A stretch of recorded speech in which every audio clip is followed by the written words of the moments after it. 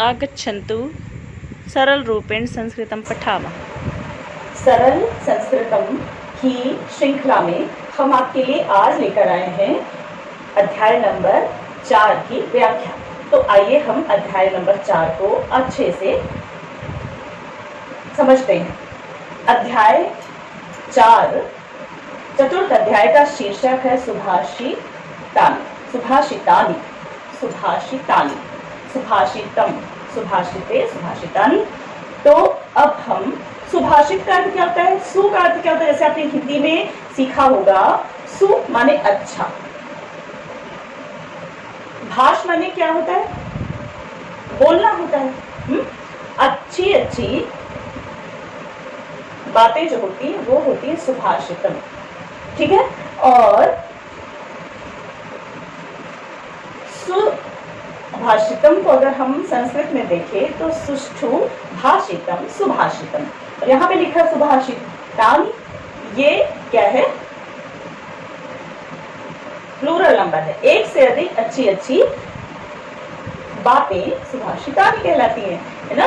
एकदम आसान है ना। अब हम अध्याय की ओर चलते हैं। तो श्लोक नंबर 1, ये है आपका श्लोक नंबर 1, ठीक है। तो इसमें इसका शीर्षक क्या है, सज्जनों की प्रशंसा। सज्जन का अर्थ क्या होता है, अच्छे लोग, अच्छे लोगों की इसमें इस श्लोक में तारीफ की गई है। श्लोक है क्या, गंगा पापम शशि तापम दैन्यम कल्परुस्तथा पापम तापम च दैन्यम च घ्नन्ति संतो महाशया। इसमें आप सारा श्लोक ही इंपॉर्टेंट है ना। तो इसका अर्थ जानते हैं क्या है, गंगा पापम हंति, हंति, ठीक है ना। और हंति का अर्थ क्या होता है, नष्ट कर देना, समाप्त कर देना, हनन कर देना। तो गंगा जो है पापों को नष्ट कर देती है। और शशि, शशि का अर्थ क्या होता है, चंद्रमा। चंद्रमा जब आता है, रात जब आती है तो शीतलता आ जाती है, ठंडक आ जाती है। तो ताप जो होता है, टेम्परेचर जो होता है, तापमान जो होता है, उससे हमको राहत मिलती है कि नहीं। तो गंगा पाप को हर लेती है और शशि यानी कि चंद्रमा ताप को हर लेता है। और दैन्यम का अर्थ क्या होता है, दीनता होती है, गरीबी होती है। तो दैन्य को हरने वाला है कल्प वृक्ष। तरु का अर्थ क्या होता है, वृक्ष। कल्प वृक्ष एक ऐसा वृक्ष होता है, उसके सामने जो भी आप मांगिए वो आपको मिल जाता है। समुद्र का जब मंथन हुआ था तो उसमें से 14 रत्न निकले थे, उसमें से एक कल्प वृक्ष भी था। तो अब ये तो जाहिर सी बात है कि अगर आप कल्प वृक्ष से आप कुछ भी मांगते हैं वो आपको मिल जाता है, तो आप निर्धन नहीं रह सकते। तो ये अलग अलग डिपार्टमेंट है ना। गंगा पाप को हरती है, शशि ताप को हरता है, और कल्प वृक्ष जो है दीनता को, निर्धनता को हर लेता है, समाप्त कर देता है। लेकिन ऐसा अगर हो जाए कि ये सब चीजें एक साथ ही समाप्त हो जाएं, तो ऐसा हो सकता है क्या, यस, ऐसा हो सकता है कि पापम तापम च दैन्यम च घ्नन्ति संतो महाशया। तो आपको पाप, ताप और निर्धनता को एक साथ अलग उसको हराना हो, उसको समाप्त करना हो, नष्ट करना हो, तो आपको अलग अलग यहाँ जाने की जरूरत नहीं है, चंद्रमा और ये गंगा कल्प वृक्ष। आप सिर्फ सज्जन व्यक्ति की संगति में आ जाइए, है ना। संतो महाशया, संत का अर्थ यहाँ पर सज्जन व्यक्ति, जो अच्छे व्यक्ति हैं, उनकी संगत में अगर आप रहे तो आपका तीनों कष्ट एक साथ मिल जाएंगे, समाप्त हो जाएंगे, मिट जाएंगे। पाप, ताप और दैन्य, तीनों एक साथ, है ना। और ये जो घ्नन्ति है, ये हन से ऐसा रूप आया है। हन का अर्थ होता है नष्ट होना, है ना। और यहाँ पे हंती का उपयोग नहीं हुआ है। हंती जो है एक वचन और घ्नन्ति क्या है, बहुवचन का रूप है। आइए अब हम अगले श्लोक की ओर चलते हैं। ये है दान की प्रशंसा। दान माने आप जो कुछ भी आपके समीप है उसको आप जरूरतमंद लोगों में बांट दीजिए, उसको बोलते हैं दान। दान से लाभ क्या क्या है, आइए हम लोग देखते हैं।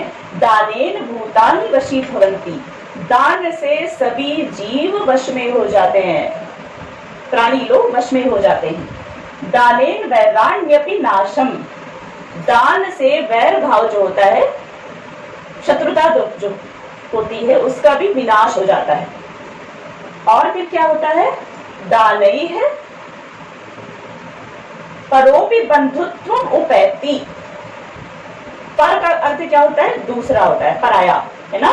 दान के द्वारा दूसरा व्यक्ति भी अपना मित्र बन जाता, बंधुत्व उपैति, मित्रता उससे हो जाती, गैर भी जो होता है उससे भी मित्रता हो जाती है दान के द्वारा।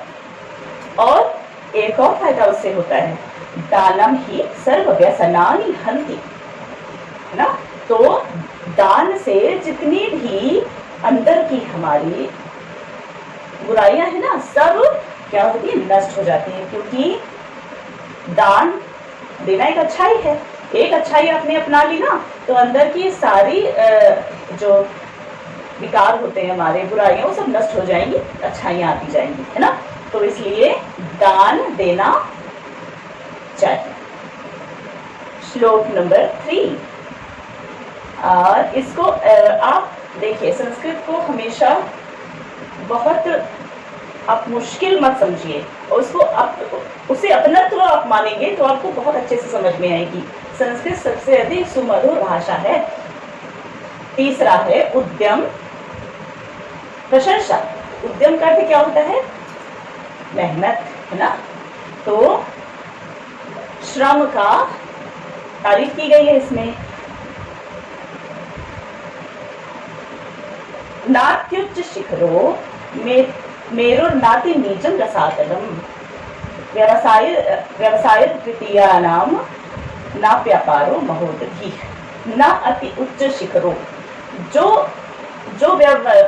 व्यवसायी है, माने जो उद्यमी है, परिश्रमी लोग जो होते हैं ना, उनके लिए कुछ भी असंभव नहीं होता है। जो सोच लिया और उस दिशा में खूब मेहनत की तो सफलता जरूर मिलती है। उसका यहाँ पे उदाहरण दिया गया है कि जो परिश्रमी मेहनती व्यक्ति है, उसके लिए ऊंचा से ऊंचा शिखर भी ऊंचा नहीं होता, उसको वो एक न एक दिन जीत लेता है। और न अति नीचम रसातलम, और गहरा से गहरा समुद्र भी उसके लिए गहरा नहीं होता है, उसको उसकी भी था वो ले लेता है ना। और व्यवसाय तृतीया नाम कृति ना व्यापार ना अपि अपारो महोदधि। महोदधि का अर्थ क्या है बेटा, समुद्र, है ना।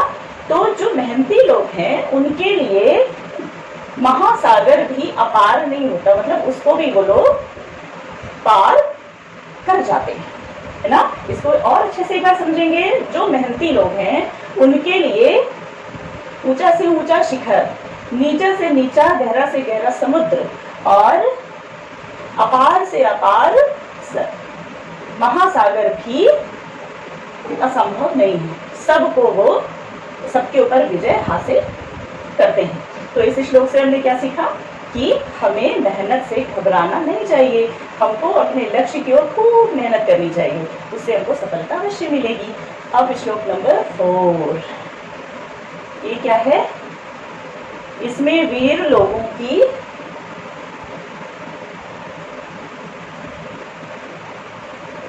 प्रशंसा की गई। ये बहुत ही अच्छा है, देखिए। विनाप्यर्थैर्वीरः विना अपि अर्थैः वीरः स्पृशति बहुमानोन्नतिं पदम। है ना, जो वीर होता है, साहसी होता है, गुणवान व्यक्ति है, वो जो है अर्थ के बिना भी, अर्थ का आशय यहाँ पर है क्या, संपत्ति से है, धन से है। अगर आपके हाथ में बहुत अधिक रुपया नहीं है, धन संपदा जमीन जायदाद नहीं भी है, फिर भी अगर आप बहुत अधिक गुणवान है, विद्वान है, वीर हैं, तो आपको क्या होता है, बहुत सारा मान सम्मान मिलता है ना। और समायुक्तोप्यर्थैः परिभव पदम याति कृपणः। और जो कायर लोग होते हैं, जो गुणहीन होते हैं, कायर, यहाँ कृपण का अर्थ क्या है, कायर। तो कायर लोग जो होते हैं ना, वो बहुत सारा अर्थ भी हो, अर्थ माने क्या, संपदा, संपत्ति। तो समायुक्तो अपि अर्थैः, बहुत सारी संपदा से युक्त होने से भी वो उनको उतना सम्मान नहीं मिलता और उनको हमेशा अपमान ही मिलता है, हार ही मिलती है, अपमान ही मिलता है। अब यहाँ इसका उदाहरण देते हैं, कैसे। स्वभावात् उद्भूता गुण समुदयावाप्ति विषयाम द्वितीयसंहीन श्वाक किम धृत कनकमालोपि लभते। बोलते हैं कि जो स्वभाव से गुणवान होता है उसकी अलग ही बात होती है। जैसे जो सिंह होता है ना, सिंह होता है शेर, तो शेर है, चाहे वो आभूषण आदि से युक्त हो या ना हो, सजावट उसकी हो चाहे ना हो, वो जंगल का राजा है तो है। लेकिन यहाँ उन्होंने ये भी बताया कि कुत्ता जो होता है ना, श्वान करके क्या होता है, कुत्ता, कुत्ते को अगर आप सोने की माला भी पहना देते हैं, कनक अर्थ क्या होता है, सोना, सोने की माला भी कुत्ते को आप डाल दीजिए, तो क्या वो शेर बन जाता है क्या, नहीं बनता है। इसका मतलब कि सिर्फ धन संपदा से सम्मान नहीं मिलता है, हमारा सद्व्यवहार है, सदाचरण है, गुण है, हमारी वीरता है, हमारा शौर्य है, पराक्रम है, उससे मान सम्मान मिलता है ना। तो अब से इस श्लोक से हमने ये सीखा कि अगर हमारे फैमिली में, घर में अगर अधिक रुपया नहीं है, संपदा नहीं, तो हमें निराश होने की जरूरत नहीं है, हमें अपने सद्गुणों में वृद्धि करनी है, तो हमें मान सम्मान अवश्य ही मिलेगा। ठीक, चलिए आगे के श्लोक की ओर चलते हैं, और ये है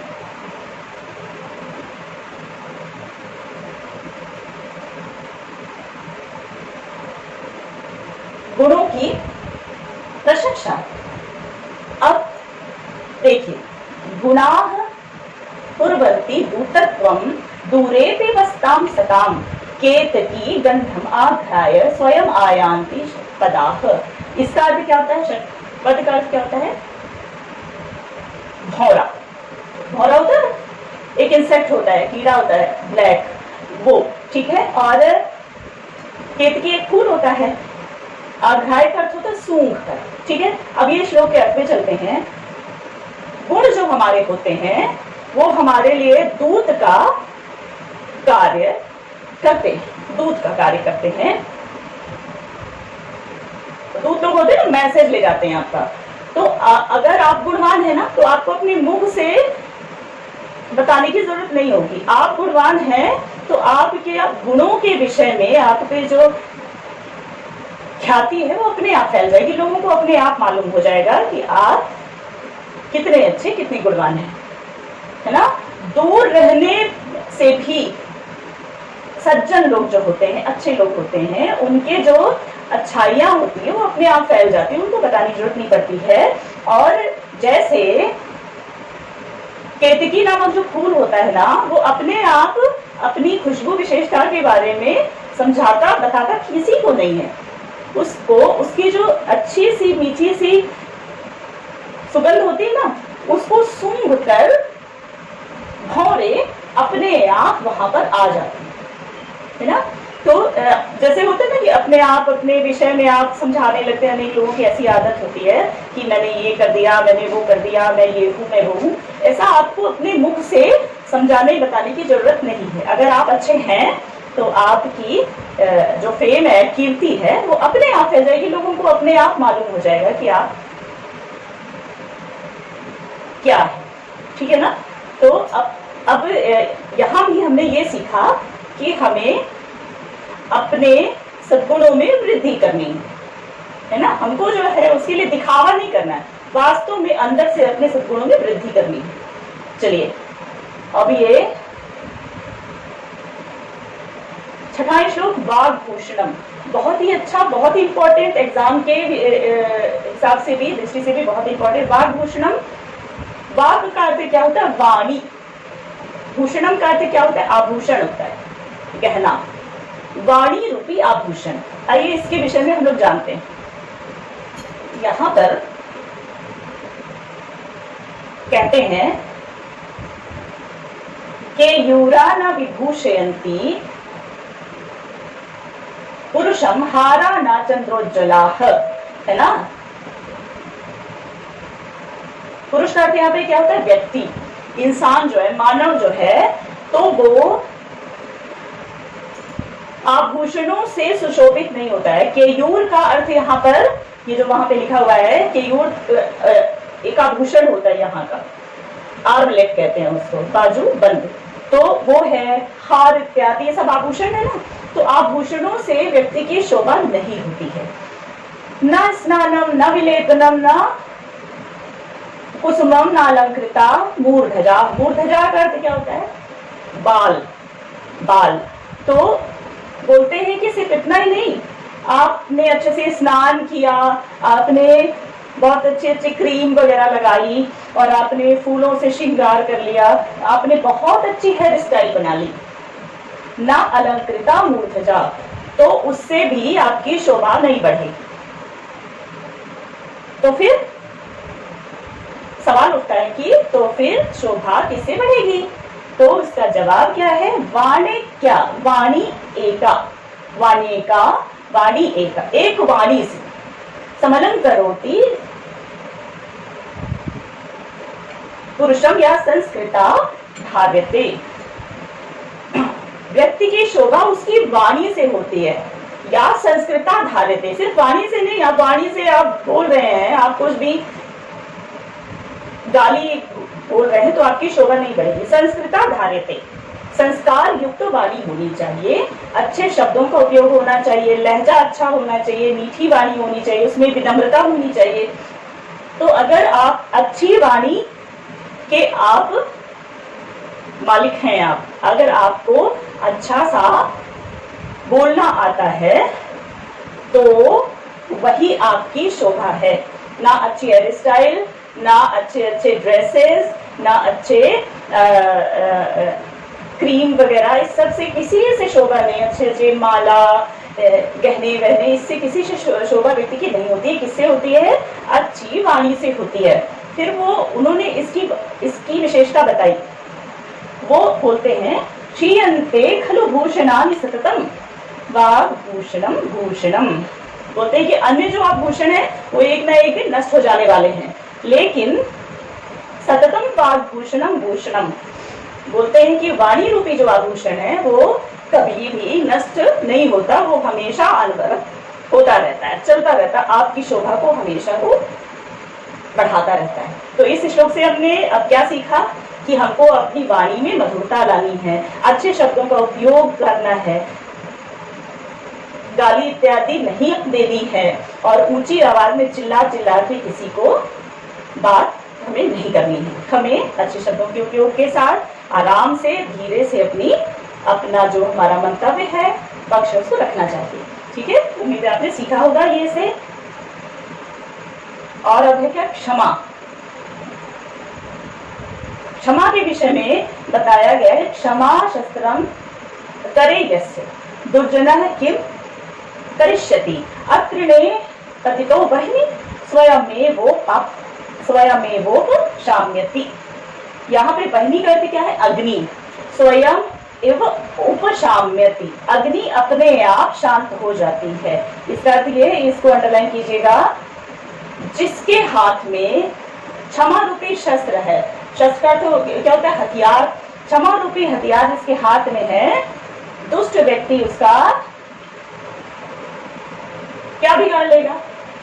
कुछ भी नहीं, वो उसको हमेशा हर बार माफ कर देगा। तो दुष्ट व्यक्ति एक ना एक दिन थक जाएगा, हार जाएगा, चुप हो जाएगा, है ना।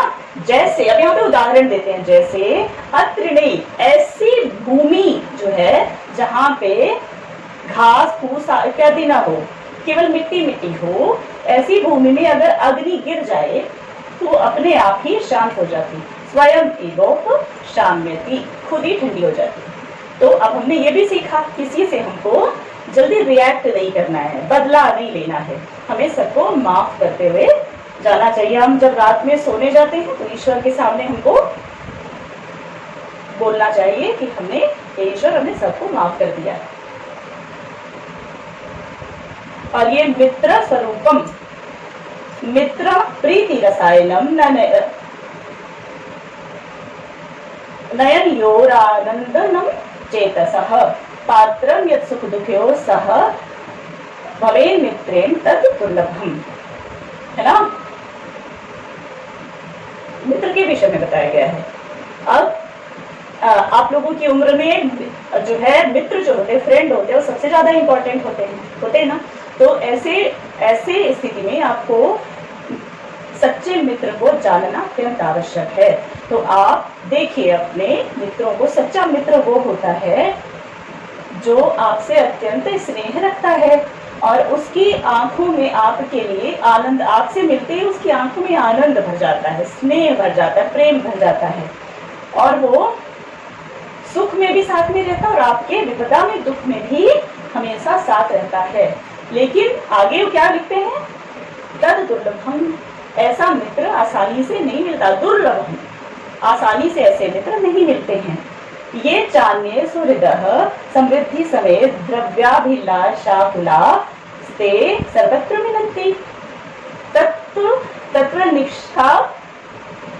निकष ग्रावा तु तेषां विपत्। और ऐसे मित्र जो आपके अच्छे वक्त में, दिन में आपके साथ रहते हैं, आप जब आपका सब कुछ अच्छा है तो आपके साथ रहते हैं, आपके रुपए ऐंठते हैं, जो आपसे उनका स्वार्थ सिद्ध हो सकता है उसको सिद्ध करते रहते हैं, है ना। और ऐसे मित्र हमेशा मिलते हैं। स्वार्थी लोग जो होते हैं वो सच्चे मित्र नहीं होते हैं।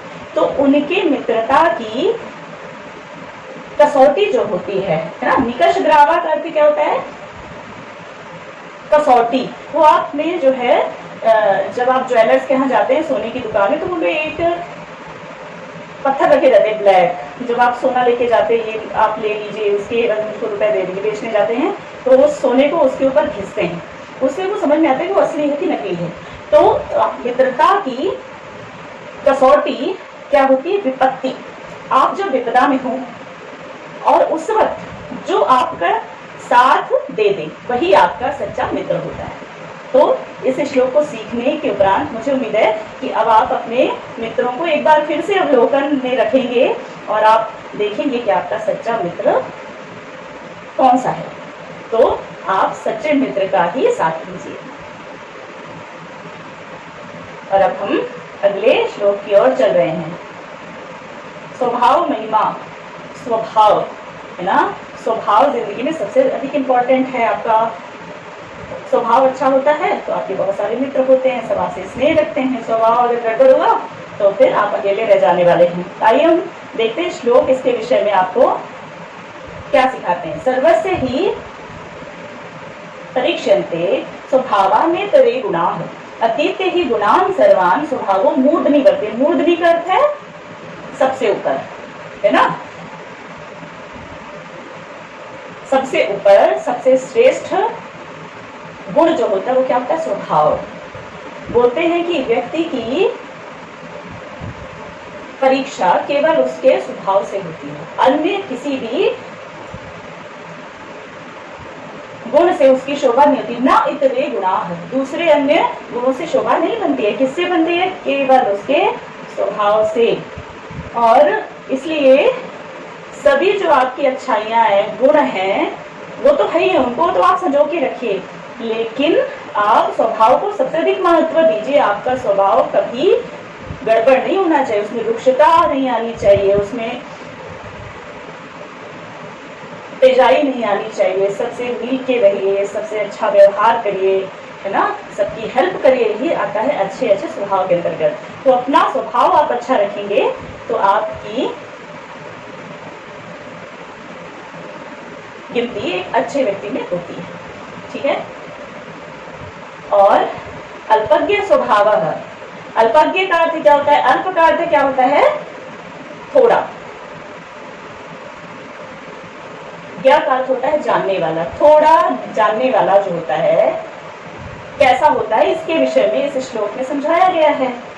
वो बोलते हैं यदा किंचित अज्ञो, हम जब मैं अज्ञानी था, थोड़ा थोड़ा जानता था, तो स्वभाव कैसा था? गज एवं मदांत समभवम, हाथी के समान उन्मत्त रहता था, मुझे कोई और दिखता ही नहीं था जब मैं थोड़ा जानता था।